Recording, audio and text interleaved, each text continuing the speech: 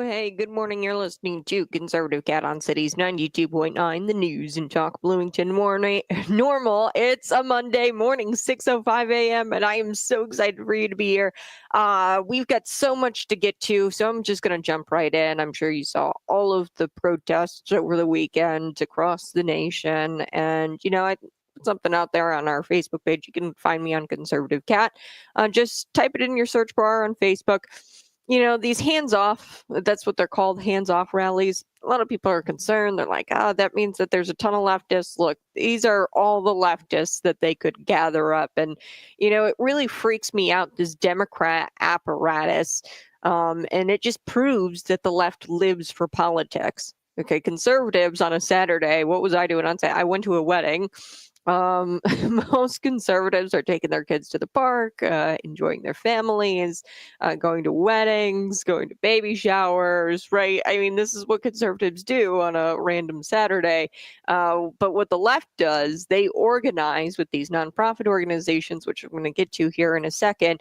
It's called moveon.org. Okay. You can look it up on Open Secrets. It's publicly available information. Millions of dollars George Soros has funneled into this organization. And if you go to the website and you try to sign up, I mean, it's called mobilize.us.us. And there's all kinds of events. You sign up. I mean, this is a really creepy apparatus. The left, they use these online groups, and then they use these online groups that are backed by left-wingers or left-wing billionaires. Okay, George Soros, they're upset with our billionaires, Elon Musk, right? But they won't talk about George Soros and how he was actually involved in the Nazi party. Like, he's actually check it out. Check out George Soros in the history there. But anyway, so the leftists, they go online, they use these nonprofit organizations. It's kind of creepy. They coordinated this massive event nationally. And I won't lie, there were a good amount of people in Bloomington. I mean, there's a silent majority, and the silent majority is out doing what they do on a Saturday, right? Which is enjoying their lives. Conservatives live lives, then they do politics. You see, these people rely on the government. Quite literally, they rely on a paycheck from the government. Usually they work in the nonprofit sector, and they don't make something with their hands, and they don't sell a product, and they rely on the government. So their sole focus, every waking moment, their head pops off the pillow and their sole focus is politics. It's actually a really sad life, to be honest with you. So yeah, and as I said, backed by George Soros. And really, you should look into George Soros and what he had to do with the Nazi Party. He is the Nazi, not Elon Musk. It's very interesting. These events definitely partially funded, not completely funded by George Soros. It was they were partnered with MoveOn.org, and you can go check out that organization. But Soros, he assisted the Nazis in real life. He confiscated the property of his fellow Jews. Okay, George Soros is Jewish, but that doesn't mean anything. He confiscated property of his fellow Jews, and Governor J.B. Pritzker, and I've walked you through this before, he's Jewish as well, but his family, Susan Pritzker, she works on this board. It's called the Solidarity Network. And she serves as a treasurer, and then that organization funds the Adala Justice Project. And we know what the Adala Justice Project does. They go on to college campuses. The executive director, I think, was a professor or was married to a professor. I don't know. But both these professors wound up in jail, okay, and arrested for their college encampment that they had. And they were terrorizing Jewish students on campuses. Okay, so, and when Governor J.B. Pritzker was asked about this, he, of course, shot down the question and, didn't answer as to why his family is funding organizations that are pro-Palestine and really anti-Jewish organizations. He didn't answer that question. So, just because George Soros is Jewish doesn't mean that he didn't have a hand. And go Go check it out. If you don't believe me, you guys can go. It's easily verifiable. George Soros assisted the Nazis in real life, and he confiscated the property of his fellow Jews. Just like Governor J.B. Pritzker assisted what I believe to be Nazis. They have to actually go after the Jewish people and terrorize them on these college campuses. He has a hand in that, at least his family, Susan Pritzker, the Solidarity Network, and then the Adala Justice Project. This is all, like, you can see this, like, everything that they say that you are, they're actually doing. So it's a really sad life, to be honest with you. There were like 100 or so people in Bloomington gathered outside the BCPA. We're going to get to that because Sharon Chung was there, and yeah, of course, shocker, she was there. Somebody who voted against your clean water, the Muhammad Aquifer. She also broke a law, changed a law, right, with the normal, we know the districting. You had tried to get a question on the ballot, the Citizens for a Better Normal, trying to get districts where we're kind of split up like the city of Bloomington, where there's a ward system, so that way your councilman is, accountable, and you can hold your councilman accountable and lives in the neighborhood that you live in, and they don't just live in the nice neighborhood. And the at-large government is a bit of a problem in the town of Normal. You tried to get the question on the ballot, they shot you down. Then you tried to, because their reasoning was, hey, we're an incorporated town. And then you get into the law, the state law, it says incorporated towns have to have elected positions. Town clerk, supervisor, and assessor, they have to be elected, but currently they're appointed in Normal. So then you run some candidates, right? You run candidates for the supervisor, assessor, and clerk, and then they shoot you down and they say, well, actually, home rule, we're not in charge, or we're not privy to this law here in Normal. We're using the home rule cop out. And a judge sided with them. And you didn't get to be on the ballot. Those town clerks, assessors, even though the town of Normal said they were an incorporated town and statute said. And then Sharon Chung goes around and then she changes the law to make it to where Normal is exempt from following the law of other incorporated towns in the state of Illinois, where they have to elect those positions. It's just total bogus. They subverted democracy, and they talk about democracy hands off. Yeah, hands off my ballot, hands off my representation, Sharon Chung. You're the one who you guys all broke the law, and then you changed the law. I watched it happen in real time. So get enough of this, like, democracy, hands off. You guys are the ones that are going after our literal drinking water, and then our representation, our town supervisor, collector, and assessor. They should be elected if we're going to be an incorporated town in the town of Normal. But you guys said, oh, well, just because we're an incorporated town, it doesn't mean that because home rule or whatever. Bogus. What's wrong with us getting a question on the ballot, separating this out into a ward system? They were like, oh, no, we're not a village. We're an incorporated town. Okay, well, then that means we have to have elected representation. They destroy democracy. They go after your clean drinking water. And I'll get to Sharon Chung and what she's done in the past. I mean, do we not remember the sympathizing with the guy with the white supremacist tattoos in the prison, right? I remember John Sandage coming on and talking with me. They had some quarrels about Chung reaching out to families of inmates, okay? And we're talking inmates with white supremacist tattoos, and they're accusing, our sheriff and the people who run the jail there of not running a tight ship. And it's like she's going around and she's causing issues within the jail. If you're going and you're riling people up, there could be things like riots. It was insanity. It was insanity. So we're going to get to that here in just a second. I do want to get to IHSA first, because they were asked about aligning their sports policy. In IHSA, they are the high school sport governing agency. They manage, sports in high schools around the state. And they're the agency, the governing agency, and they were asked by the House Republicans, hey, is your policy going to align with Trump's executive order regarding gender-specific sports? And they responded. They said that they're crafting a response. The HSA executive director and board of directors are currently working on a response to the letter that the House of Caucus, the Republican caucus, sent.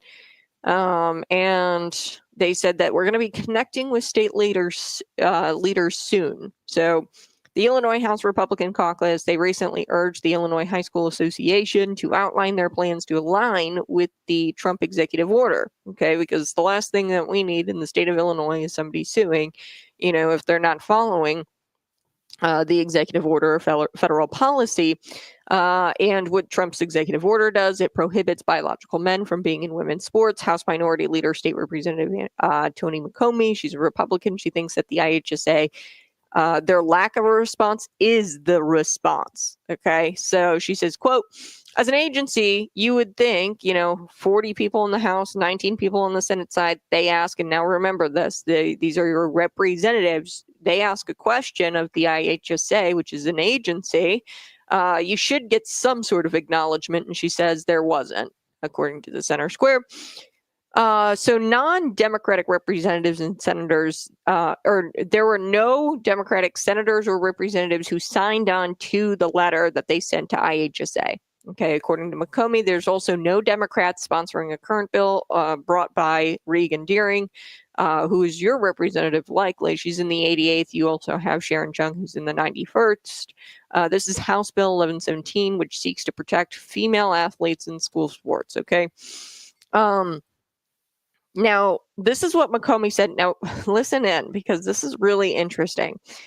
Do we have private conversations with some of our colleagues on the other side that want to protect students and are concerned or have concerned parents in their districts as it pertains to female sports, right?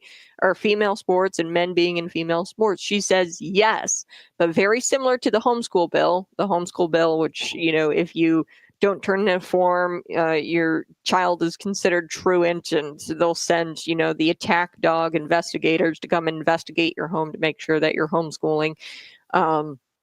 This very controversial homeschool bill. She says similar to the homeschool bill, they are, and I would say, nervous or afraid to buck their leadership, so to oppose their leadership.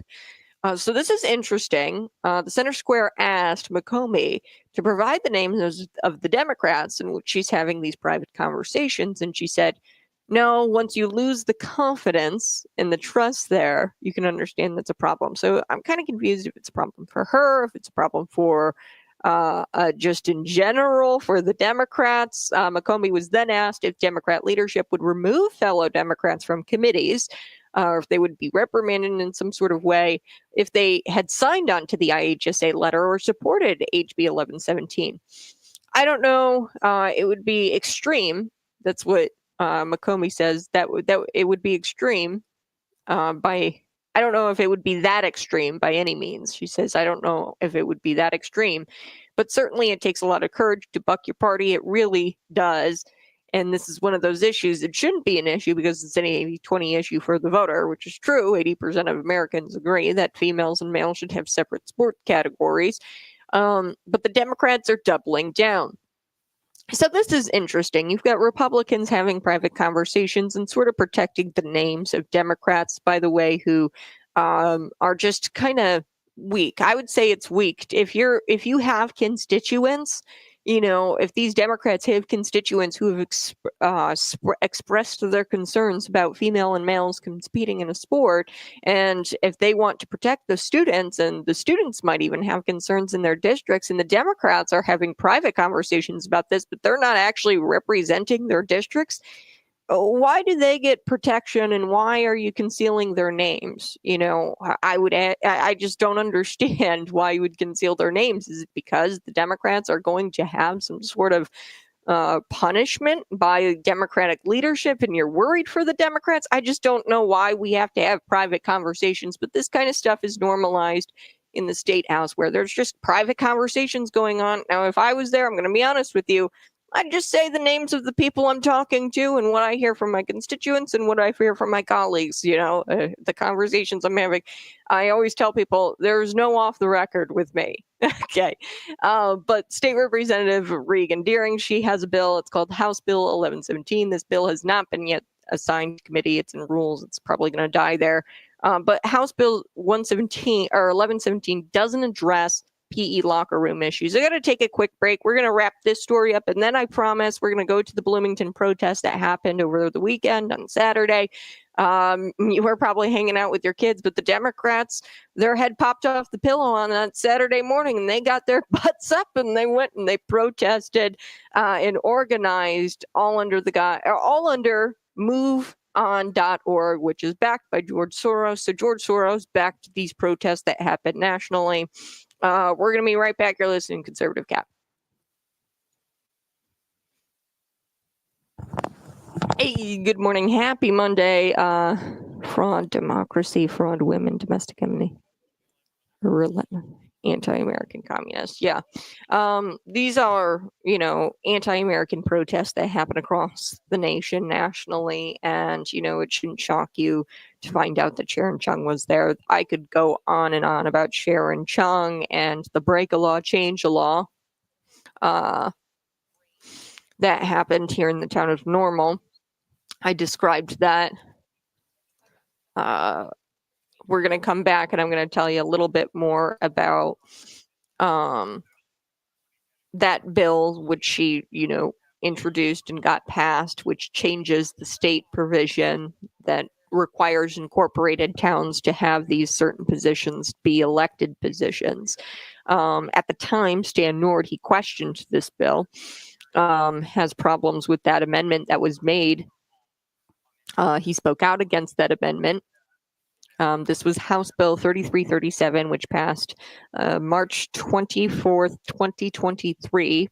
And it passed both houses that legislative year. And the bill attempts to clarify legislation regarding what offices in the town of Normal should be elected. So we're going to get to that. Sharon Chung, she also had some issues with, of course, and this shouldn't shock you. She had somebody when she was running, I think, against Scott Preston at the time. This was in 2022. When these people tell you who they are, believe them. Okay, there's multiple lawsuits coming out against the governor and the attorney general at this time in 2022 for the Safety Act state representative candidate.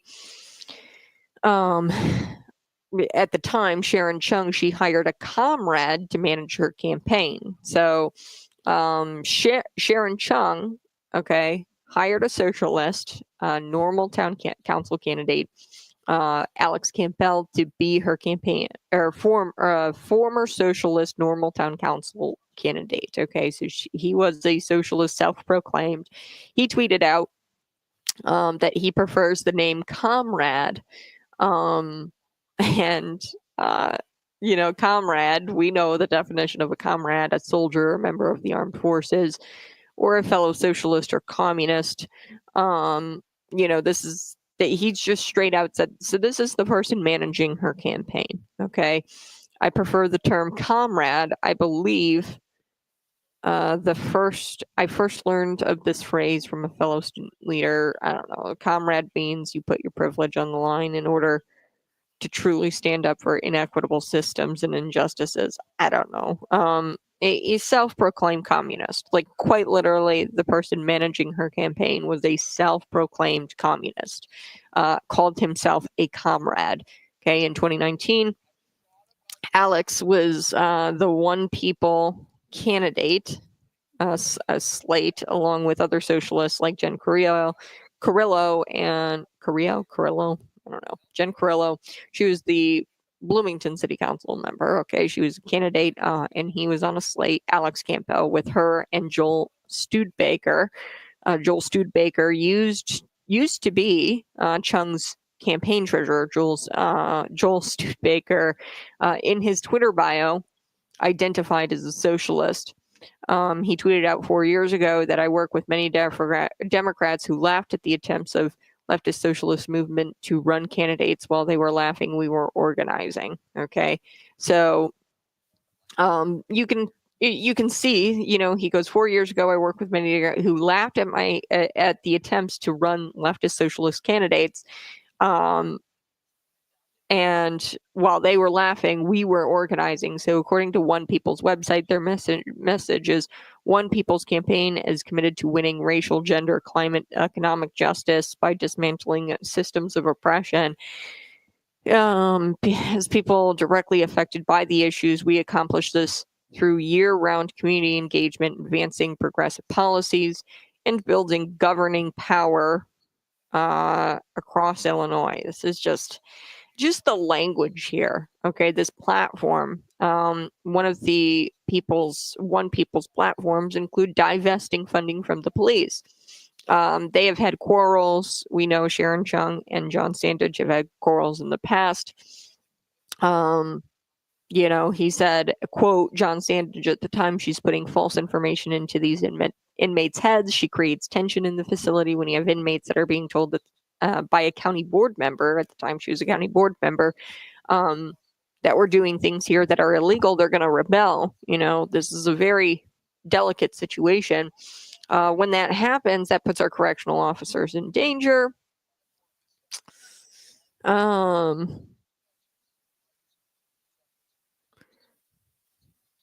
According to Sandage, John Sandage, there was an inmate at the time accused of helping an inmate trying to file a lawsuit against McLean County, the entity that she was elected to represent, the McLean County government, right? And I don't know who initiated contact, but I find it disgusting that you're going to bat for someone who has these types of beliefs. There's another inmate who instigated a fight with an inmate who was practicing their Ramadan prayers. Okay. So this is, really, really interesting. State representative that we have here in the state of Illinois, State Representative Sharon Chung. This is just the type, I want to get a well-rounded picture so that way you understand this individual and what she's done to dismantle Central Illinois. Really, I'll go as far as to say that, and dismantle Normal and the McLean County Board, and she's just a tornado that it damages all facets of government, and it's bad.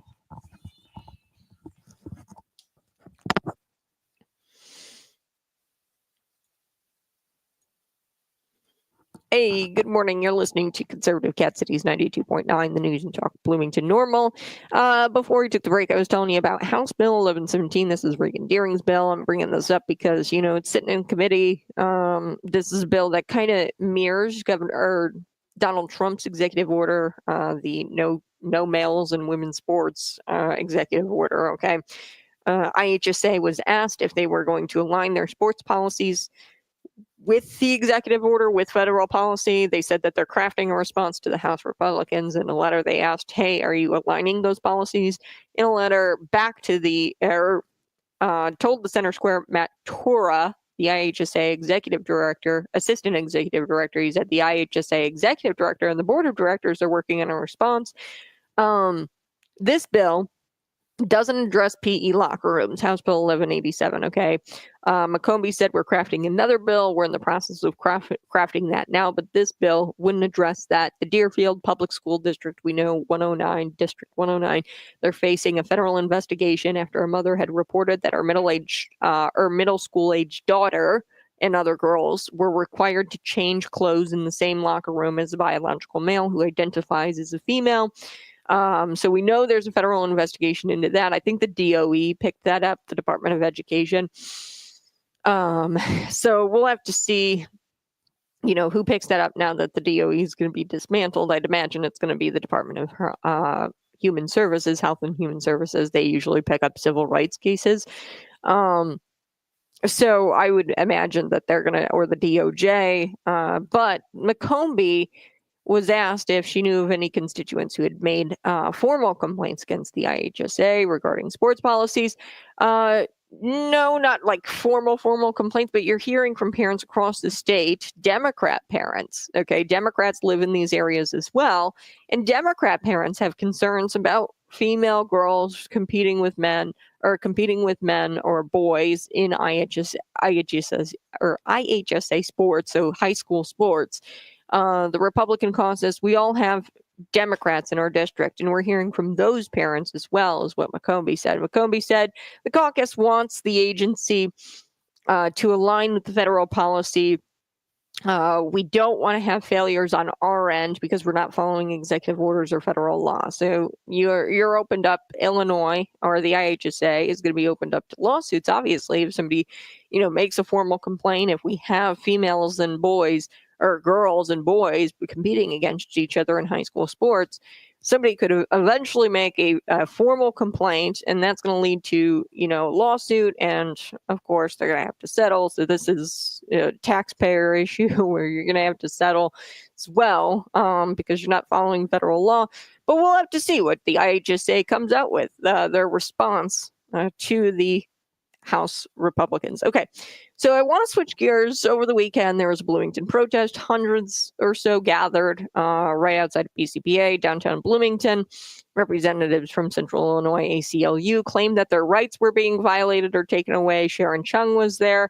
I'm not going to get into everything that was said. There's, clips out there of the protest because facts really don't matter to these people. So it doesn't matter what kind of facts I lay out. That Social Security isn't going away, Medicaid isn't going away. Elon Musk and Donald Trump, what they're doing is they're trying to address the $2 million. They don't want to get us further into debt. Okay. And they're trying to address this debt that we've got. And the way that they're going about that is generating more revenue via the tariffs. This makes sense. We've got $2 million we are going into debt with this year. Okay. Looking ahead in this fiscal year, am I saying million? 2 trillion. Sorry. Or I think it's 2 trillion, 2 billion maybe. I got to look this up. I forget the number, but I think it's 2 billion. So they're going after this like, hey, let's get the revenue, okay, through the tariffs. Let's stop the bleeding, okay, through Doge, and let's cut the spending, okay? So they're trying to be fiscally, like everybody, like, are we just not going to talk about the debt that the America is in? Trillions and trillions of dollars of debt. Pretty sure it's 2 trillion that we're looking at this year going into debt. America is going into debt, and Donald Trump is trying to fix this by getting more revenue via the tariffs and cutting the spending via Doge. Okay. So I'm not going to dissect anything really and get into it because it's like this. They don't care about the facts. Social Security is here to stay. In fact, if you're on Social Security and you should be receiving Social Security, you're probably going to get more Social Security because of the cutting of the fraud. Okay. There's fraudsters out there who are calling in and trying to get Social Security benefits, and they aren't even old enough to receive that Social Security benefit. Okay. So there's fraudsters out there, and they're cutting the fraud, and you're probably going to get even more Social Security if you're supposed to have it, right? So the protests, they were instigated by, of course, George Soros, who has ties to the Nazi Party and helped the Nazi Party at one time remove property from his fellow Jews and take property away from Jews. Just look this up. George Soros, not a good guy, not somebody you want to be associated with, but all the Democrats are, especially those who participated in these, quote, hands-off protests that happen around the nation. These protests, of course, were instigated by George Soros and the MoveOn.org. Go check this out. It's the Move On organization. This was actually originally started by the Democrat Party to stop the impeachment of Bill Clinton. So this has been around a long time. George Soros has funded this a long time. It actually goes back, contributions to this organization go back to 2004. Even before that, the earliest contribution I saw from George Soros specifically was 2004 for like $1 billion or $1 million or something like that, something crazy. And like he's been funding this organization. Okay, it's George Soros backed.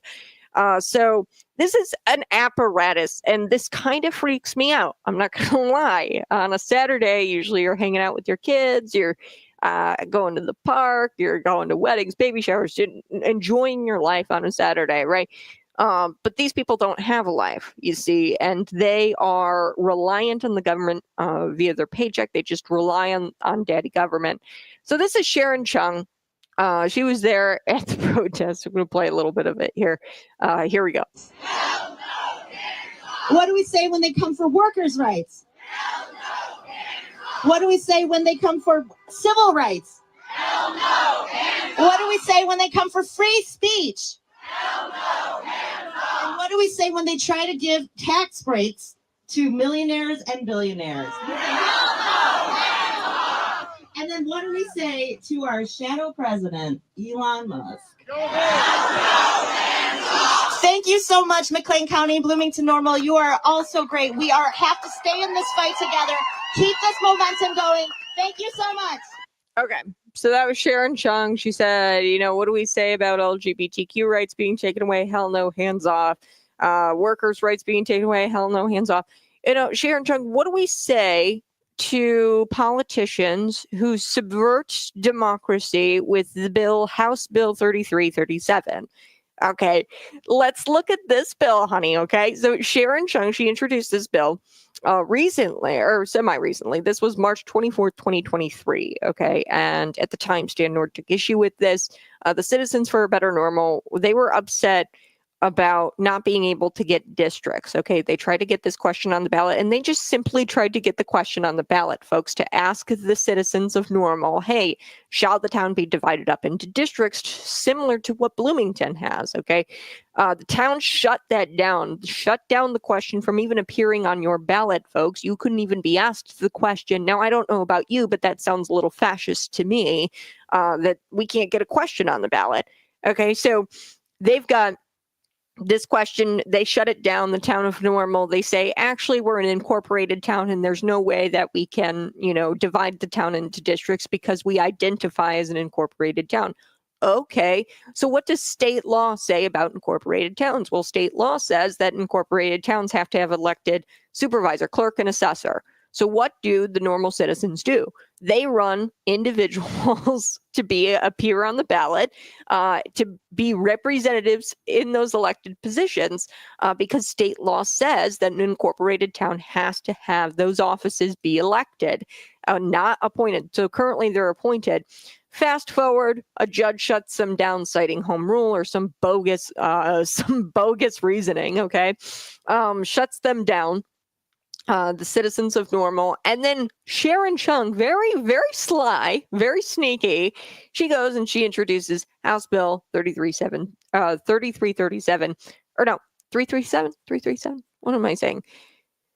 Yeah, 3337, House Bill 3337. You guys can go fact check me. Okay, basically what this would do, or what this did, it exempted Normal from having to have these offices be elected as an incorporated town. So it was a carve-out bill that she introduced to, and they said, clarify state legislation.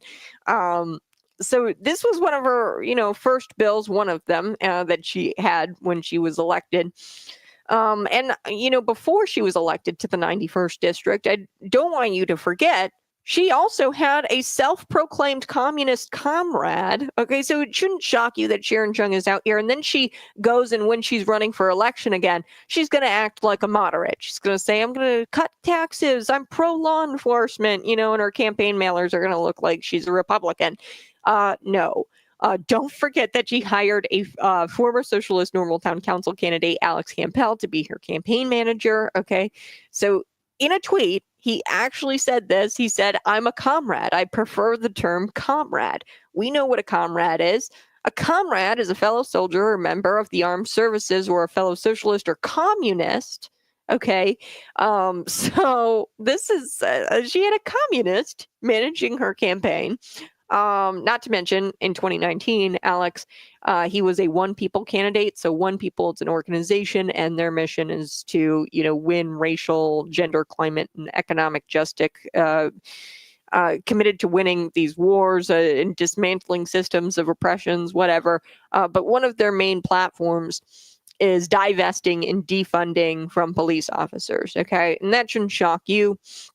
So he was on a slate, Alex Campbell, the guy managing her campaign when she ran against Scott Preston, okay, in 2022.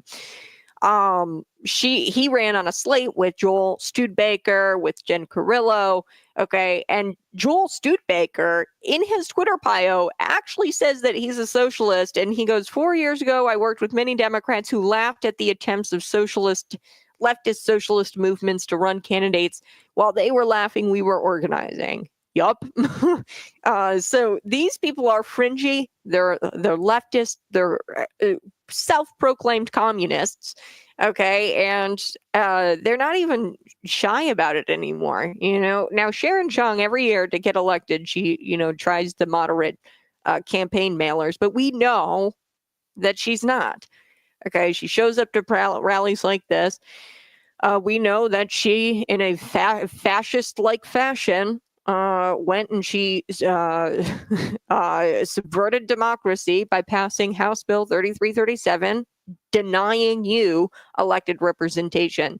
I don't know how much more undemocratic it gets. And not to mention, she also voted to damage the Muhammad Aquifer, to not protect the Muhammad Aquifer, your clean drinking water. So I don't know what's more fascist, going after your clean drinking water, Normal, or making sure that you don't have elected representation. Yeah, hands off, Sharon Chung. Hands off my water, hands off my elected representation. I'll be back. Hands off, George Soros, hands off my democracy, okay? Hands off the Jewish people whose property you stole during the Holocaust, okay? Hands off. I'll be right back. I want to talk about this pro-life journalist who got clocked in the face by this pro-abortionist. It was a sucker punch. It was wild. I'll be right back with that.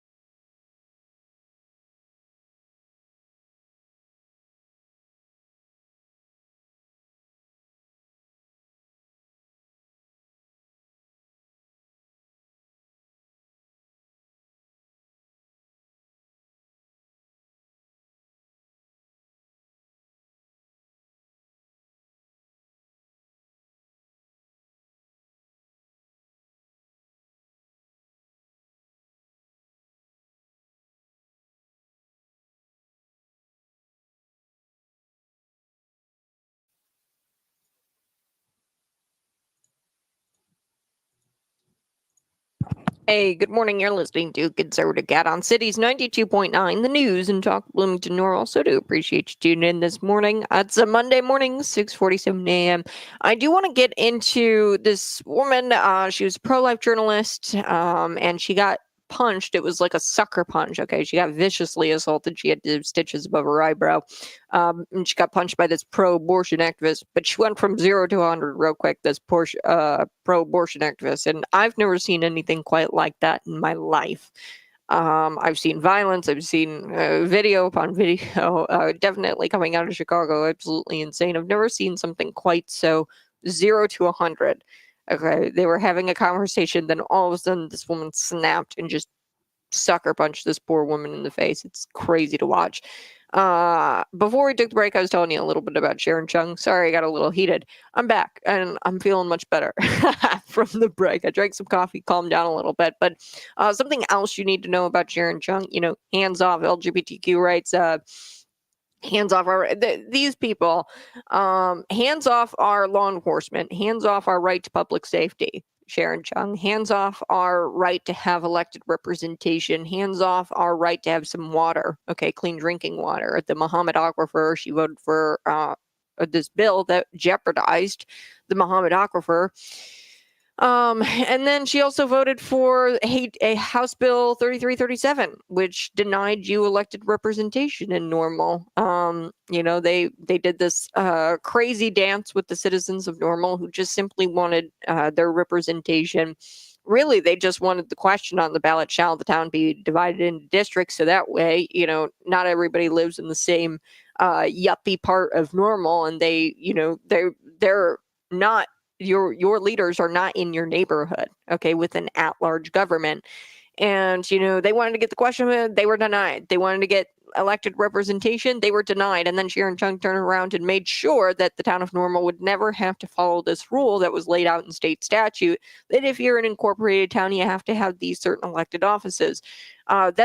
I don't know, to me, it feels fascism. It feels like fascism, right? You've denied me water. You've denied me elected representation.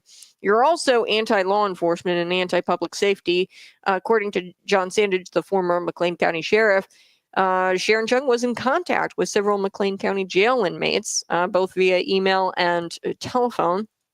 She's putting false information in these inmates' heads. At the time John Sandage said this, she creates tension within the facility. These inmates are being told by a county board member, she at the time was a county board member, and that we're doing illegal things. They're going to rebel. They're going to riot. And when that happens, that puts our correctional officers at risk. It puts the community at risk, right? So, also at the time, further complicating matters, according to John Sandage at the time, the inmates, one of the inmates had white supremacist tattoos, and he goes, I don't know why you'd initiate contact. I find it disgusting that you're going to bat for someone who has these types of beliefs. There's another inmate who instigated a fight with an inmate who was practicing their Ramadan prayers. Okay, so John Sandage, at the time, and you go back and you look at this thing. Joel Studebaker, I talked about him, how he identified as a socialist. He was on this campaign, or on this slate with these candidates, the One People candidate slate with Jen Carrillo and Alex Campbell. Alex Campbell was the campaign manager for Sharon Chung, but also Joel Studebaker. He was on that slate with Alex Campbell. And the One People's platform was, they're among their many ideas, which include, dismantling systems of oppression. One of their ideas is divesting and defunding the police. Okay, so your right to public safety, your right to clean drinking water, your right for elected representation, okay, all jeopardized at the hands of Sharon Chung. So hands off my water, hands off my elected representation, hands off my public safety, Sharon. All right. I got to take a quick break. I want to talk a little bit about these protests, the hands-off protest. I want to break this down. A lot of these, organizations, the Move On organization, they're anti-capitalism, they're anti-Western civilization. And the ACLU was out there. They've proven to be a far-left organization, but speeches that they gave across the nation. Now, one of the speeches, or some of the speeches that they included in, all over the nation, but also in Bloomington, they talked about this Muhammad Khalil is his name. He's a green card holder, was a green card holder. Donald Trump revoked his credentials. He graduated from Columbia University. He will be deported. And they claim that this is a First Amendment rights issue. It isn't. We're going to break that down because they use this guy as like, oh, Elon Musk and Donald Trump, they're going after First Amendments. Look at Mohammed Khalil. Mohammed, he was a guest in our country. And look, guests, being that you're a guest, you don't get to act like a terrorist, okay? So we're going to talk about this this fella because the left is using him as a reason as to why Elon Musk and Donald Trump are going after the First Amendment. Like, give me a break. I'll be right back. You're listening to Conservative Cat. Hey, good morning. Smash that like button. Share this out with your friends. I'm talking a little bit about the hands-off protests. My right to public safety, right? My right to basic infrastructure like clean drinking water. Now, these aren't even rights, okay? I'm just kind of for the sake of argument. I don't think these are rights per se. But you are definitely taking my clean drinking water away from me. You're taking my public safety away from me. You're taking my elected representation away from me. Okay, these are fascist-like behaviors. Okay, not what Elon Musk and Donald Trump are doing with this Khalil feller. So Khalil, I think is his name. They say that, oh, First Amendments, they were trampled. He was a guest in our country, okay? And then he organized a protest on Columbia University and terrorized Jewish students. And IDF, they rescued a hostage, or they rescued a man who was held hostage in Gaza. He told them Hamas loved showing hostage pictures, or showing the hostages pictures and images of operations they have planted in the United States to encourage violence on college campuses. Specifically, they showed pictures of the Columbia protests. Okay, this is what the hostage had said, that they boasted essentially and showed the hostages pictures of the United States being dismantled from within these college campuses. This is terrorism. Okay, it's organized. And Khalil, he was he was a leader of these uprisings, and he made Jewish people feel unsafe on campus, and he terrified the Jewish people, to a point where they didn't feel like they could attend classes anymore. Okay, he organized that. That is not freedom of speech. Okay, that is something we call terrorism. Your rights end where mine begin. Your freedom of speech, this led to me being terrorized and not being able to go to my classes in fear of my life. Okay, the Jewish students. So I'm gonna play a little bit from Mark Levin's Mark Levin's show on Fox.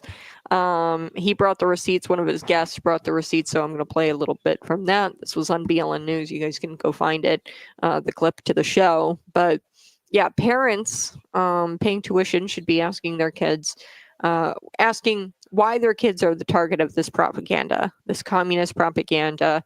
We talked about Civic Engagement Center at ISU. They've partnered now with Civic Nation, I think it is. All in Democracy is a sister organization to the Civic Nation. Civic Nation is a left-wing organization, Barack Obama backed. Okay, why are the kids the target of this propaganda? I'll tell you why, and why college administrators don't say anything. They know that the kids' brains are underdeveloped, okay, and they're easy targets. You can convince a kid to be a communist because their brains are not developed. Okay, once they get to be 25, my age, their brains are fully developed and they can have a clear sense of what their ideology should be and where they should line up. Okay. But when you're force feeding this to kids that are in a vulnerable state, they're going into college, they don't know anybody, and you have people of power force feeding them this propaganda, really, this college or this Democrat left wing propaganda bull crap. I'm just going to be honest with you. They're just going to come out communist, and you shouldn't be shocked by that.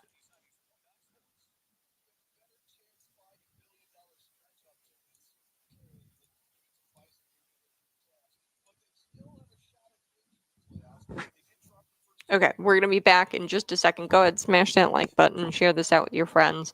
I'll be right back.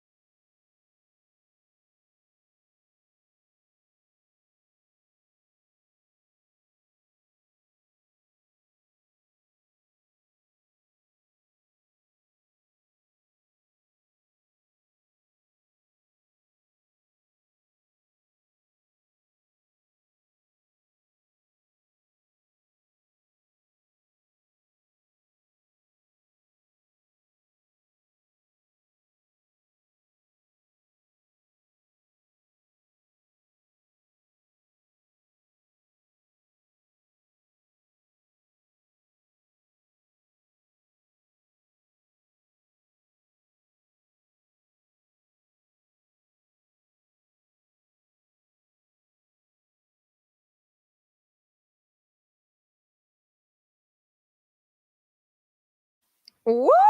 Hey, good morning. You're listening to Conservative Cat Cities 92.9, the news and talk Bloomington Normal. Coming up, you won't want to miss it. The left, they claim to be the inclusive, compassionate ones, but their actions speak louder than their words, folks. And I've got their actions on tape. This woman was brazenly assaulted in broad daylight. She was a pro-life journalist over a mild disagreement. At least I perceived it to be a mild disagreement. Then all of a sudden she was sucker punched by this woman who's a pro-abortionist. So we're going to get to that story. There's so much more I got to get to this morning. I do want to get to AOC. AOC was approached by a Fox News reporter, and she dodged this question from Fox News Digital. And she had asked her, the Fox News Digital reporter had asked AOC, "Hey, are you going to get rid of your Tesla?" AOC has a Tesla, by the way, and she wouldn't answer.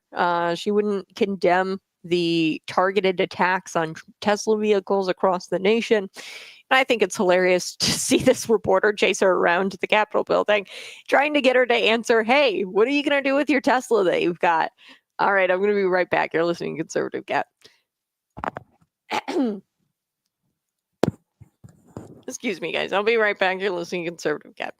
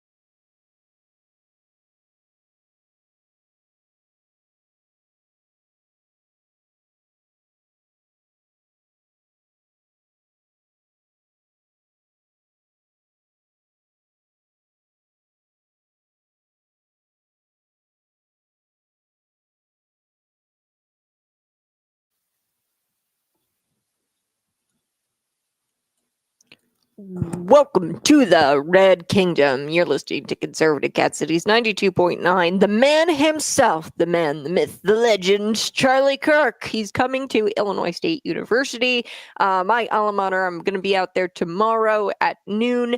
Love him or hate him, we invite you. Okay, TPUSA invites you. Cities 92.9 invites you. We're going to have merchandise. Okay, and I'm going to be out there, backpack merchandise. I'm going to do some man on the streets. I'd love to see you.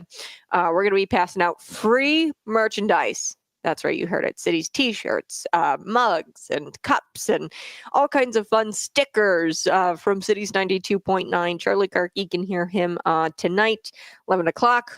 He is one of our stars on the weekends from 9 to noon on Sunday. Yes, on Sunday. Charlie Kirk, he is just, he's in Illinois. His Illinois guy. Okay. So he's from here, from the state, and everyone is invited to go to Milner Plaza at noon on April 8th. So that's tomorrow. Okay. We're going to have informative discussions. I'm a Gen Zer, and the conservative movement is growing at a crazy pace among Gen Z. So conservatives on college campuses across the nation, you are not alone. And at ISU, you are not alone. I wish I would have had Charlie Kirk show up to the university when I was in school. I felt like I was very alone as a conservative.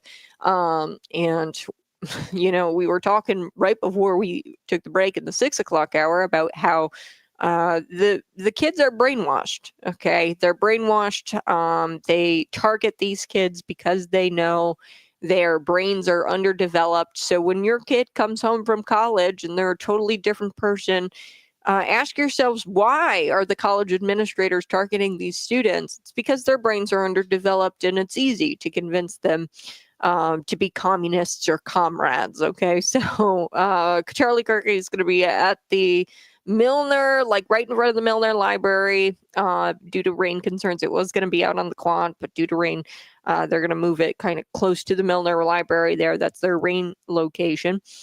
So you guys can check it out. We're going to make a Facebook post on Cities 92.9, 12 to 2. 12 to 2 is where they're going to be. Okay, Charlie Kirk, this is an event, and we're going to be passing out merchandise. I'm going to be running around with a backpack and doing man on the street interviews with a lot of people who are there. So you guys can grab your free t-shirt from me, Conservative Cat. We're gonna let's talk a little bit about this guy Khalil. Okay, Muhammad Khalil. He was the guy who instigated a lot of these riots on these college campuses, encampments, these pro-Palestine encampments. They terrorized Jewish students on campus, terrified them to a point where they didn't want to attend class. Okay, and what Donald Trump did, he revoked this guy's green card. Now, number one, he started out on a student visa, and then he wound up getting a green card. I think it was like he was getting married to somebody and got a green card. And they claim that this is a First Amendment case where he was denied First Amendment rights because he was protesting on these campuses. This was not protesting. This was terrorizing Jewish students to a point where they were terrified to go to class. Okay. Mark Levin, who you can hear right here on Cities 92.9, 92.9 at 5 o'clock, 5 o'clock, Mark Levin, he had a guest on his show, and he broke this down. And both of these guys are lawyers, by the way, Mark Levin and the guest that he had. But take a listen to this. Here we go. Well, Mahmoud Khalil is the person who was on Columbia's campus who was recently detained and is hopefully going to be deported because of his endorsement and support for foreign terrorist organizations. Now, Mahmoud is not, in fact, a U.S. citizen, and while he does have some First Amendment rights, those are not exactly the same as those of a U.S. citizen. It is a mistake to think that they are coterminous. And so it is important to begin with the fact that he is here as a guest. And just like if a guest comes comes into your house and starts disrupting, you would ask them to leave. The United States has the absolute right to ask their guests to leave if they come in and disrupt things. But more importantly than that, what they're doing is far, far above the standard for what it takes for deportation. In fact, Mahmoud's case is not a good standard to use for other deportations because there's a danger they would create an artificially high threshold for the next deportation. What Mahmoud Khalil and his group, the CUAD at Columbia, have done is they have actually provided material support for a terror organization, which even if done by a U.S. citizen would be criminal under Section 233(9)(b). And so it is very, very important to distinguish between people who are pro-Palestinian and pro-Hamas, and even between people who are pro-Hamas and who then go and provide material support to a foreign terrorist organization. Those are the accusations that we have leveled against Mahmoud and his friends in the Southern District of New York in a lawsuit that we filed just a couple of weeks ago with our partners at the Greenberg Traurig law firm, Holtzman Vogel, and with our lead attorney, David Schoen of the Schoen law firm. And so we are looking to make sure that we can expose the underlying network of terror supporters that are unfortunately embedded within our country. You know, one of our plaintiffs in that case, Shlomi Ziv, was held captive in Gaza until the IDF rescued him last June. He told us that while he was there being held captive in Gaza, his captors from Hamas would brag to him about the operatives that they have embedded on U.S. campuses. And they would show him pictures of, you would never believe this, Columbia University and the very encampment that Mahmoud and his friends arranged and committed crimes in. Well, all these people on TV, on other networks and other places going on and on about how this administration is violating the Constitution, how Donald Trump is a McCarthyite, how Donald Trump is a dictator, how this poor guy and his pregnant wife are here in the United States and he's being picked upon and targeted. You actually have evidence of his involvement, don't you, with these terrorist entities, or at least promoting them, correct? Absolutely, and I'll show you that in 1 second, but you raise a very important point, which is this is something that the left keeps on doing, and it's done, honestly, since October 7th, is they keep on trying to sterilize a conversation by removing all of the actual facts. I'll give you an example. All the protests that we saw, of course, protests are important, and free speech is an absolute and very important part of what makes our democracy so great. But what we're seeing on these campuses actually isn't speech. Vandalism, harassment, criminal possession of weapons, burglary, arson, trespass, all of these things are not free speech and are not protected. They're doing the same thing here. Here, for example, just in case anyone was wondering, is an actual recruitment flyer that he and his friends handed out on campus at Columbia University. It says this is a coordinated and intentional effort to uphold the principles of Hamas, the PFLP, and the Al-Aqsa Martyrs Brigade. They didn't leave anything to chance. They put it in writing. You know, the beautiful thing when you hire useful idiots as your PR agents, which is essentially what Hamas did with Students for Justice in Palestine and the CUAD, what you get are useful idiots who make useful idiot mistakes, like putting that in writing. You know, in a case called Holder versus Humanitarian Law, the Supreme Court held that even advocacy, if it's done in coordination with a foreign terrorist organization, is going to be unlawful. Usually you spend an entire case under the Anti-Terrorism Act trying to prove that they were acting in coordination. Here they did us a wonderful favor and they actually put it in writing. Yeah, so I wanted to play that. I know it was a little bit long, but, you know, this guy was rescued by the IDF. He was held hostage in Gaza, and he told you, the guest of Mark Levin there, told you that the Hamas was showing him, and Hamas loved showing the hostages what they were doing in the United States, that they had planted operatives.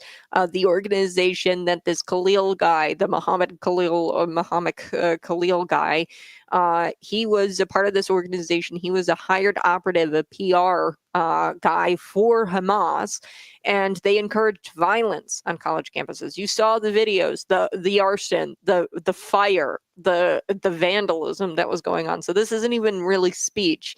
And then on top of that, you come to find out the receipts here, they were coordinating with a terrorist organization, and they were planted inside of these schools by the Hamas terrorist organization, okay? The Students for Palestine and the organization that this guy was a part of. So this isn't about First Amendment taking away his green card or anything like that. Not to mention he's a guest in this country. And just like a guest, you have them over for dinner. If they start, taking a baseball bat to your fridge, you're probably going to kick them out and tell them that they can't come back. Okay, so just like America is our home, you protect your home from guests who vandalize and who disrespect our laws, i.e., participate in terrorism and act as an operative for the Hamas terrorist organization. All right, I want to play this clip now. This is now full disclosure. Kids watching at home, this is very disturbing to watch. Okay, I'm gonna play the clip. You'll hear the smacks to her face. But this was really bizarre for me because I've never quite seen something this brazen and goes from 0 to 100 real quick. Now, the left claims they claim to be inclusive and compassionate. Their actions speak louder than their words. We were just talking about the Hamas terrorists on these college campuses. They're operatives of the Hamas terrorist organization. The Hamas terrorists are showing the hostages the videos that they have of these operatives in the United States on college campuses, harassing Jewish students and making it to where they can't attend class. Not very compassionate, the people on the left, right? Their actions speak louder than their words. This, in a shocking video, this woman was brazenly assaulted. She's a pro-life journalist, and it appeared like they had a mild disagreement. That's where this really gets bizarre. It seems like everything was fine, and then all of a sudden, this woman snaps and just sucker punches this woman in the face. Take a look. I'm saying that my outfit was really cute to saying I'm an effing idiot. That's so mean. But I think that your point of view is very obstructed, and I think that you just don't understand the magnitude of having a child. Yeah, well, I'm not the one who admitted they would be okay with killing babies in foster care and killing children that have been abused. That's not the point. What I'm saying. That's really. Whoa. Never seen anything quite like that.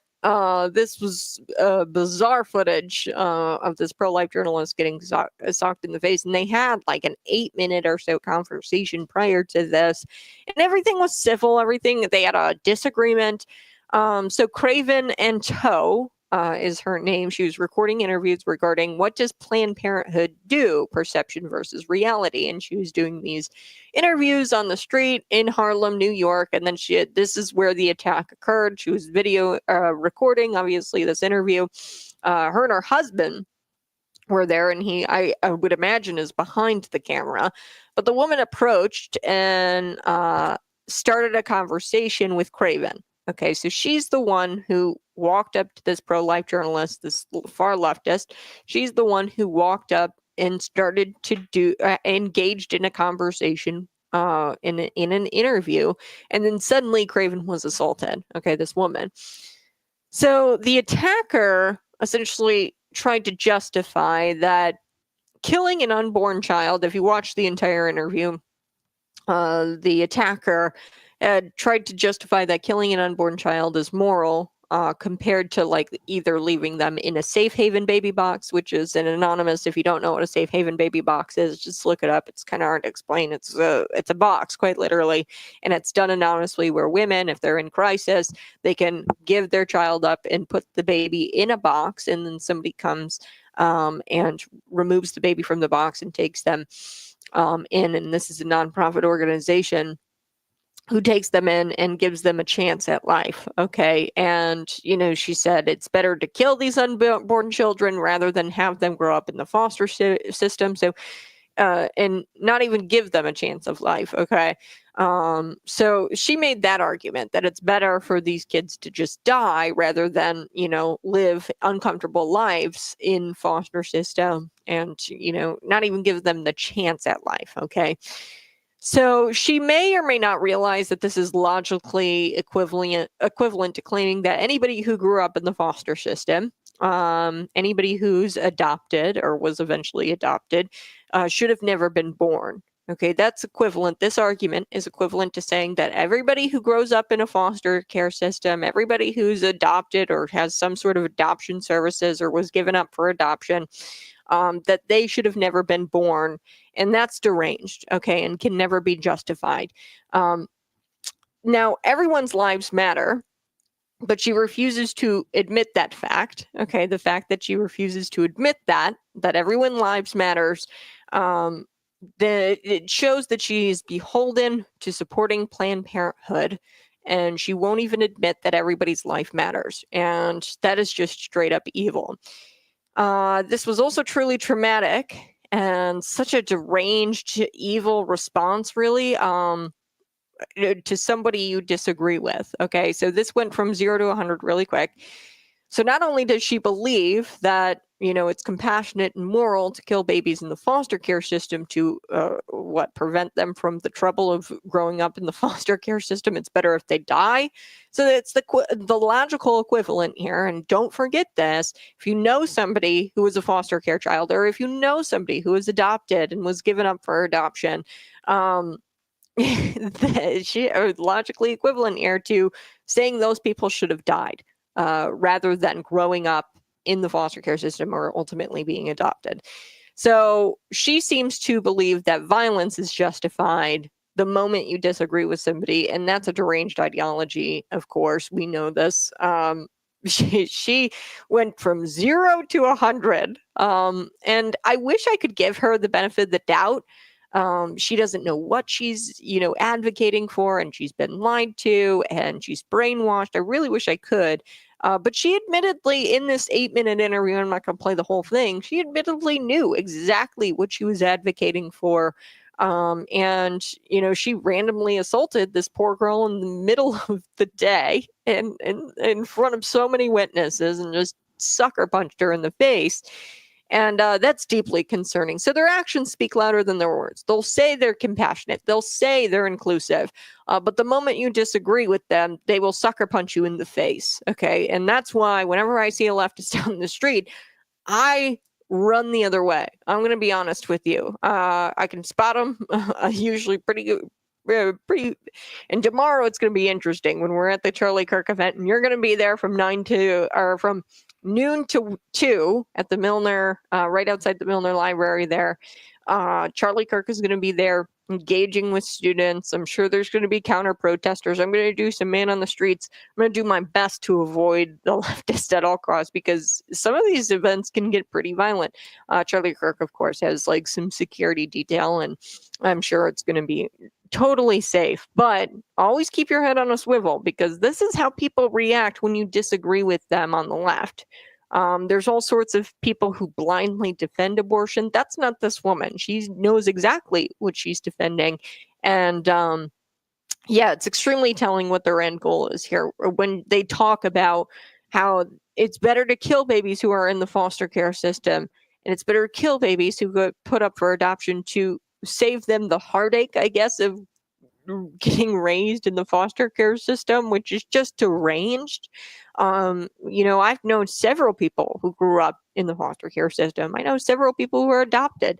Very, very close family members of mine grew up adopted, right? And were adopted. And it's like, you're saying that those people shouldn't exist just because they were adopted, or just because they were given up for adoption and that was hard? I mean, this is ridiculous. So yeah, this is proof that she's a danger to the public. I hope they got her off of the street and cuffed her. I got to take a quick break, but you're listening to Conservative Cat Cities 92.9.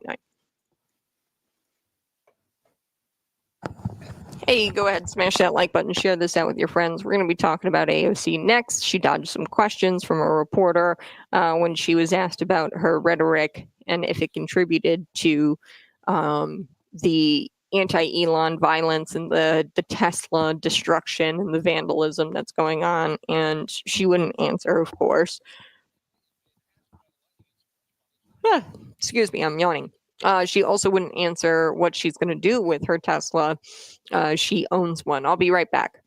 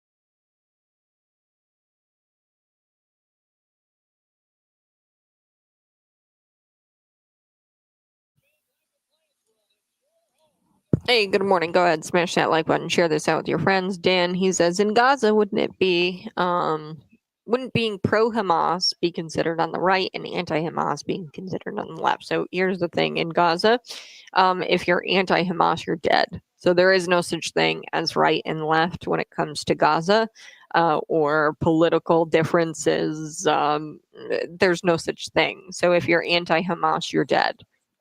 That's how that goes in Gaza. So there is no such thing as right and left. Right and left are predominantly things that we do here in America. Now, in other parts of the country, really, it's just socialism. Okay, they're all socialists. And then, some of them are pro-America, and they like what America is doing. So if you like what your country is doing, say, for example, the UK, then you're a pro-socialist. Okay, so it's socialist versus capitalist. Okay, so there is no right and left again in other countries besides the United States. So on the left, they agree with socialism a little bit more here in this country. And then on the right, we are, sticking to the ideals of conservatism and the founding of this country. And we're conserving the founding of this country, which is this capitalistic nature, free market, those types of ideals. And, people on the right believe in those types of ideals. People on the left are more socialist communist. So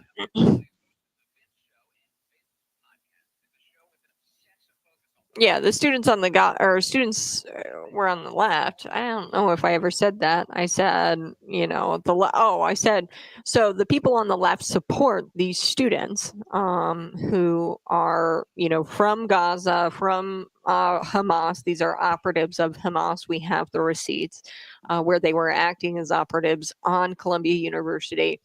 Hamas is actively showing hostages these videos of these operatives in the United States to scare these hostages into believing that the United States is no longer safe. Okay, so the left is pro Hamas. Okay, so it's not a leftist staple. They just seem.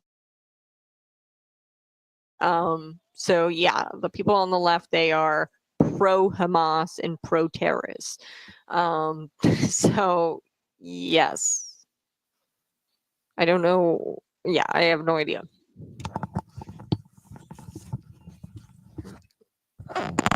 What I got no idea what he's talking about. No, I don't know.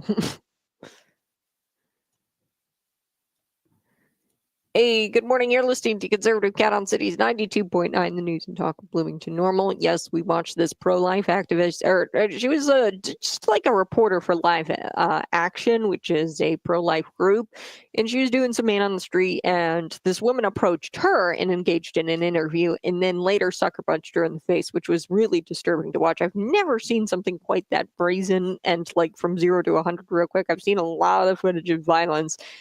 Being from Illinois, I've seen a lot of things come out of Chicago. Videos of, just a curb stomp. I've seen some very disturbing things. This was really deranged in that she went from 0 to 100. And that's proof that she is a major danger to the public. And I hope she's been taken off the street. I do want to talk a little bit about AOC.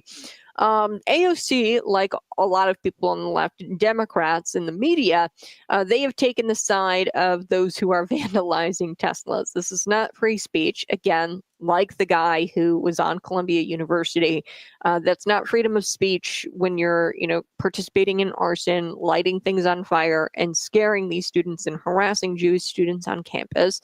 On behalf of Hamas, we know now, they put it down in writing that they were acting as operatives for the Hamas terrorist organization. Okay, there's a big difference between free speech and what people are doing to these Teslas. They're vandalizing them. Okay, now it's interesting because most of these Tesla owners, likely they voted for Kamala Harris. I'm not going to lie to you. I think that a lot of these same voters vandalizing these people's vehicles, like they're vandalizing their own, like the left is eating their own here. Okay, so AOC, she has a Tesla, and these people go after their own, and this is why I think that, the Democrat Party, they've got like an approval rating. I think the last time I looked, it was like at 23%. It's at a record low. It's because like the left will come after you in the name of this ideology that they're beholden to. And now that, the Musk used to be like the Einstein, among progressives. They have officially turned on him and have been calling him Hitler and a Nazi. So when caught off guard, we've got AOC here, questioned by a Fox News digital reporter. She was caught off guard. She did not answer. She ran away from this reporter, but I'm going to share the footage here with you. And as always, YouTube, Facebook, Twitter, Rumble, and you can hear her non-answers. Like she was questioned as to why, or if her rhetoric contributed to the vandalism that we're seeing across the nation to these Teslas, and what she's going to do with her Tesla. Take a look. I've seen Republicans call me communist, and I hate this country. I mean, it's like, I don't know. Congresswoman, did you sell your Tesla yet? No response. She's just walking away from this guy, this reporter. He asks her again. Congresswoman, do you still have your Tesla? I was just wondering if you still have your Tesla. For security reasons, I'm not coming. So for security reasons, I'm not coming, she says. So she was confronted by Fox News about the violent Tesla attacks, asked about her own Tesla.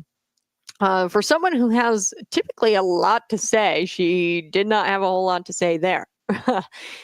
She usually has a lot to say. So according to Fox News, questioned by Fox News Digital squad member AOC of New York, refused to answer whether she believes the Democrats' inflammatory rhetoric contributed to, these attacks, these violent attacks in some cases where people are pounding on the doors of these Teslas, vandalizing them, keying them. Okay, and she was asked if there was any connection between the rhetoric and these violent attacks, and AOC refused to answer whether she still owns a Tesla, citing security reasons. Haha, what? She's definitely not citing security reasons because of Trump voters. Okay, that's for certain. So Trump voters aren't there, or they're not out there vandalizing these. So security reasons. She's not going to answer as to whether or not she has a Tesla because she's afraid of her own party, her own constituents who are out there vandalizing. Okay, it's not the Trump supporters who are vandalizing. So for security reasons, she better not answer because she does not want her Tesla to be destroyed. So Democrats have been critical of Elon Musk in his role for Department of Government Efficiency. We know that we're headed into a mountain of debt. The reason why the tariffs are here is he's trying to, garner up some revenue, but also, this is also a tactic to just get manufacturing to build here in the United States. We saw this happen with Stellantis. They came back to Belvedere, 2,000 plus jobs in the state of Illinois. They're not building out, right? John Deere is not building out their Mexico plant after the threats of tariffs from Donald Trump. So this is also a way to get America to build here, or to get these companies to manufacture their products here. But also he's trying to drum up some revenue here. He's doing some cuts with Doge. People have labeled Musk, obviously, a Nazi, a threat to democracy. Calling Musk a Nazi is also implying that the entire Doge is run by Nazis, and this certainly contributes to, of course, the Tesla attacks that we've been seeing, and her non-answer is the answer, you see. She could have easily said, no, the rhetoric isn't contributing to that, but she knows that that is a baseless lie, and she wouldn't be able to walk herself out of that lie, right? She obviously knows that there is this outrage from the media and from the left calling Musk a Nazi, and that is what has contributed to these vandalism attacks and these violent attacks. So take a listen here. Here's an example of some of the rhetoric actually coming from AOC herself. Elon Musk, maybe you can take the boy out of apartheid, but you can't take apartheid out of the boy, apparently. He's out here doing Nazi salutes, so whatever. But in addition, Elon Musk, maybe you can take the boy out of apartheid, but you can't take apartheid out of the boy, apparently. He's out here doing Nazi salutes, so whatever. Okay, so right there, she calls him a Nazi. That is rhetoric that contributes to these violent attacks, to the vandalism that's going on across the nation. In case you didn't need, or in case you needed another example, here we go. Here's another example. This is the United States of America. And I don't care what Elon Musk is doing behind a presidential seal. In this country, we hate Nazis. Kind of like a foundational defining thing. Two of probably the most foundational defining things about American history is that we beat the Confederates and we beat the Nazis. And I don't know what side people may be on today, but I still am not rocking with anyone sympathetic to Nazis. And I will do that until I am 6 feet in the ground. Like, kind of foundational to me as a human being. And so if you're cool and want to defend the Sig Heils and the Nazi salutes, all the whatever you want to do, that's on you. I'm on the opposite side of that. I'm not with the Nazis. How about that? I mean, but it's very important for us to assert these things. But you actually are with the Nazis. So you see, the Confederates, they were all Democrats, okay, Southern Democrats who wanted to keep their slaves, okay. Number one. Number two, you guys talk about Nazism. George Soros, you guys like George Soros. You guys are good with Governor J.B. Pritzker. All of these guys have contributed to, the violence on college campuses through their organizations and funding, at least their family. I know Governor J.B. Pritzker's family, Susan Pritzker, she, through the Solidaire Network, has contributed to the Adala Justice Project. George Soros, just recently, we talked about that this morning, the Move On organization that was established by Democrats when Bill Clinton was getting impeached for lying, right? He was getting impeached, and they built this Move On organization back when Bill Clinton was getting impeached. That's the Democrats. This organization is backed by George Soros, who actually was instrumental in taking away property from Jewish individuals. He was instrumental with helping the Nazi Party take away property from Jewish individuals. So, and not to mention, you guys, in your Move On organization speeches all across America with your hands-off protest, you defended a guy who is known as a Hamas terrorist and who was an operative of the Hamas terrorist. And there's videos of Columbia University that these Hamas terrorists are sharing with their hostages to instill fear that the United States has been taken over. The hostages, that they were never going to get to safety, United States hostages, right? That this is what the Hamas terrorists did. So you guys have always taken their side. So I don't know what you're talking about, that you aren't on the side of Nazis, because you are. Throughout history, you always have been. Confederacy, that was all Democrats. That's the same party you're a part of, AOC. So I don't know what the hell you're talking about. I'm not a part of the Nazi camp. Yes, you are. Okay. Historically, Democrats, they were the ones who enslaved Black people because they looked different. A Republican, Abraham Lincoln, actually freed the slaves with the Emancipation Proclamation.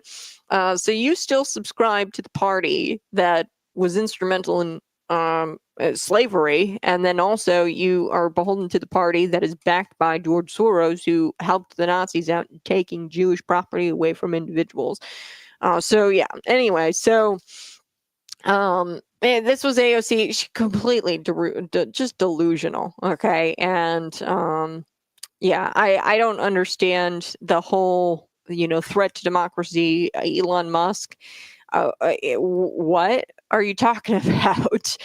He's just simply working in Doge, trying to make government more efficient, trying to cut so that way we're not broke and in a ton of debt. So I've got to take a quick break, but you're listening to Conservative Cat Cities 92.9, the news and talk, Bloomington Normal. Yeah, George Soros is a terrorist himself. Exactly, Kathy. He's a terrorist, and if you look at the history, he even helped out the Nazi Party back during the Holocaust when they were removing property from helped out the Nazi Party removing removing property from Jewish individuals.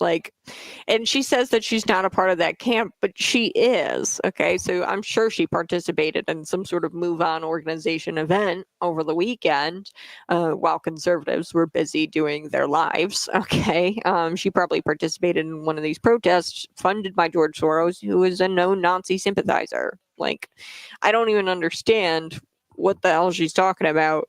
She's not on the Nazi side. She is. And not to mention the Confederacy, she brought that up.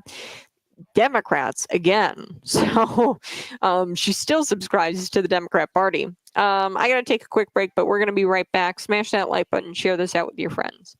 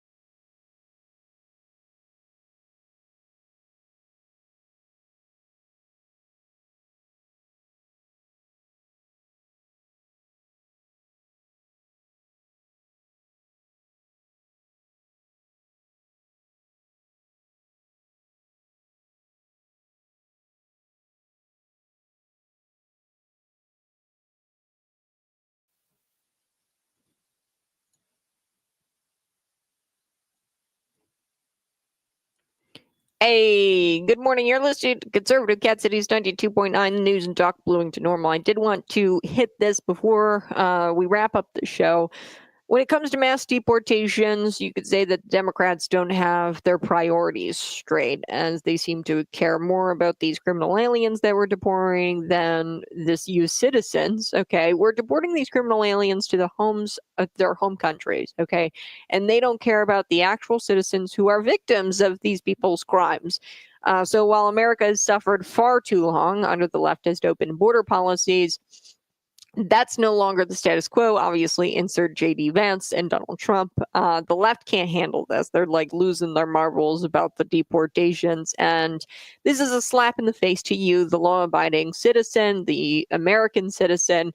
And that's an understatement. It's more than a slap in the face. But J.D. Vance called out the Democrats for their deranged priorities. They care more about the person who murdered Jocelyn Nagare than, they care about Jocelyn herself. Okay, they care more about the person who murdered her rather than Jocelyn and the victim. And they're upset that he and many other criminals are getting shipped back to their home countries. So let's take a listen here to J.D. Vance. I'll play this clip. Here we go. Who lost their lives.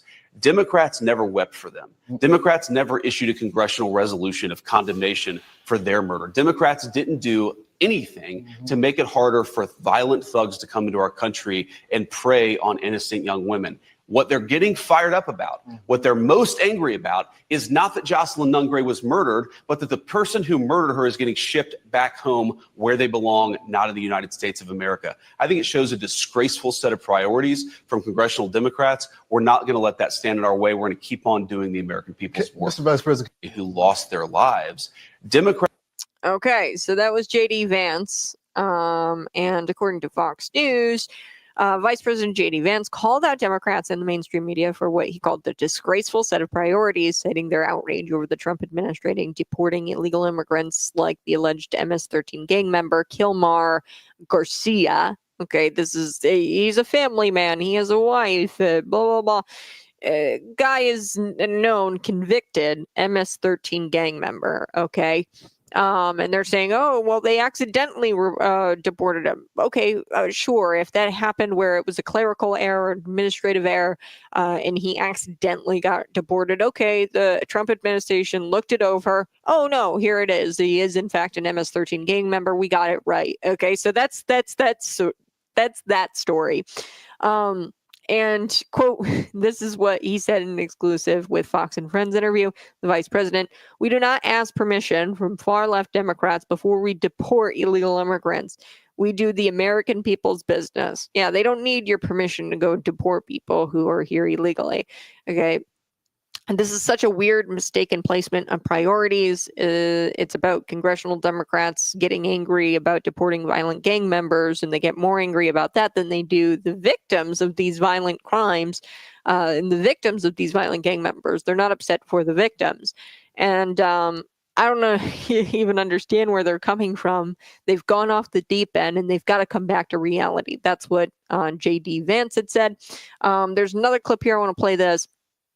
He was on Fox News, which you can hear at the top of the hour here in just a little bit, but take a listen to this. Mr. Vice President, can I get you to put your lawyer hat on for a Yeah. second? Because they're pointing to one of these cases of a gentleman that they said should not have been deported from El Salvador. They said he was not connected to MS-13. What would you tell them about that case? Because they're saying that this is a person that was a great member of society. You've looked at the court records. You've talked to the men and women on the ground. What can you tell us about that situation? Well, there have been a few cases out there where the Democrats and the media say, oh, this person was just an innocent father of three. And then you find out, for example, I think this is the case that you're talking about.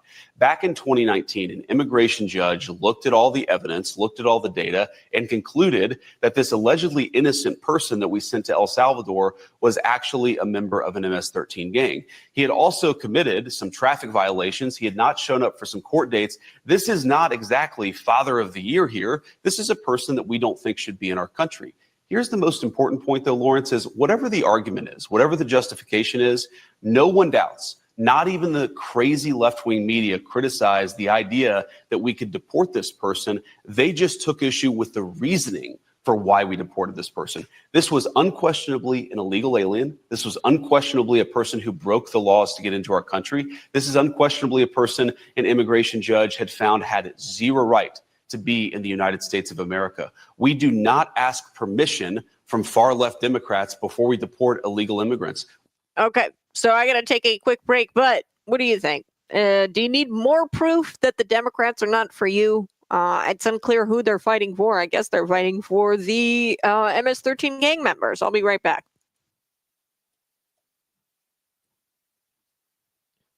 We do the American people's business. And again, for the American people who are watching, this is such a weird, mistaken placement of priorities. We need to make our country stronger. We need to create jobs. We need to make our streets safer. What is it about congressional Democrats that get more angry at deporting violent gang members than they do at the victims of those violent gang members? I don't even understand where they're coming from. They've gone off the deep end and they got to come back to reality.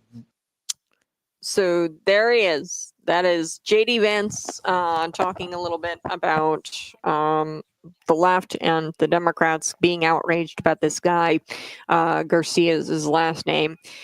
He's a known MS-13 gang member, convicted 2019. They went about, now the Trump administration, I guess there was like a small clerical error, and I guess he wasn't really supposed to be deported. I don't understand it really all, but it was the reasoning for deportation that they took issue with. They weren't arguing that he should have been deported or not. Okay, so it's just so ridiculous. We all agree this guy was a convicted MS-13 gang member, not the father of the year, and they're still painting him as father of the year, the media and the left, and they're still saying oh, it was a clerical error, he should have never been deported. What? Wait a second.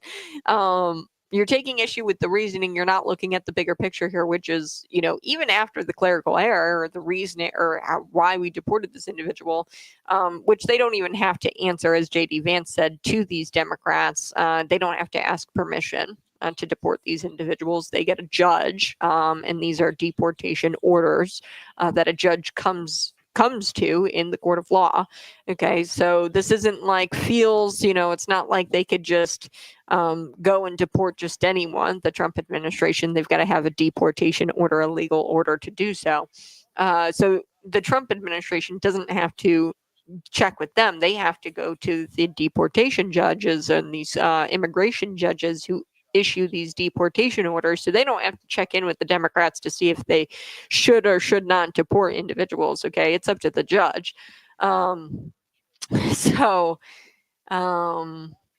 The Democrats have been hysterical, and the old and young in this country have found news sources on their own that tell us the truth. Thus, we voted for Donald Trump. Yes. There's alternative media podcasts, things like that, things like this show. Subscribe, like the show. There's things like this show out there where people are getting their information. Sharon Chung, earlier we talked in the show. Glad you could join us, Chad. People don't know, because the mainstream never covers it. Here in Illinois, people don't know that Sharon Chung introduced and got it passed House Bill 3337, which sought to remove elected representation, remove the possibility of elected representation in the town of Normal. Okay, we're an incorporated town. The statute previously had said, hey, this is an elected office. This should be an elected office if you're an incorporated town. It was there,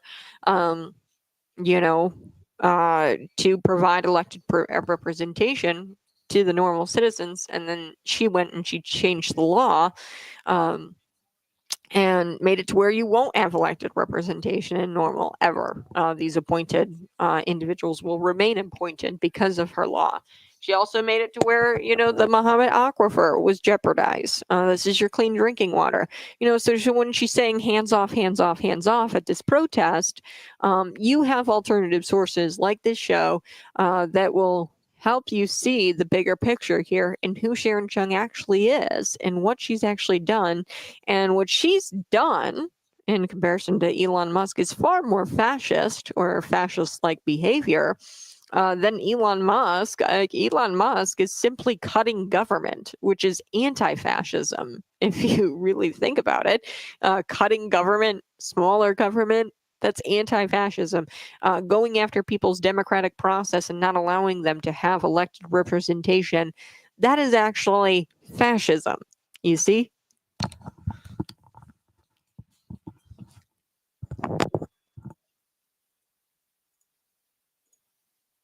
Hey, thank you so much. We're at the end of the show. I just wanted to thank you for tuning in today, and then also remind you that Charlie Kirk is going to be at ISU, Illinois State University's campus. Love him or hate him.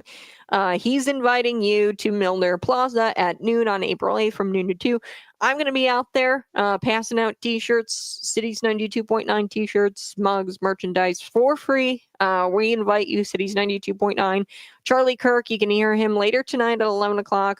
He's a big radio host on our weekend lineup. You can hear him Sundays from 9 to noon. And as always, during the week, you can hear him at 11 o'clock. So you guys can tune in to Charlie Kirk here on Cities 92.9. But you guys can also go see him at ISU's campus, Illinois State University campus, in the Milner Plaza, April 8th. They're going to have informative discussions. And one thing about the conservative movement that is so exciting is seeing my generation. I'm Gen Z.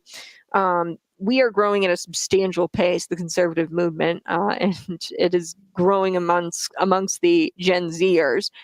So this is exciting. April 8th, tomorrow, from noon to 2, Charlie Kirk, and I'm going to be out there with free t-shirts. Don't miss it. I'll be right back.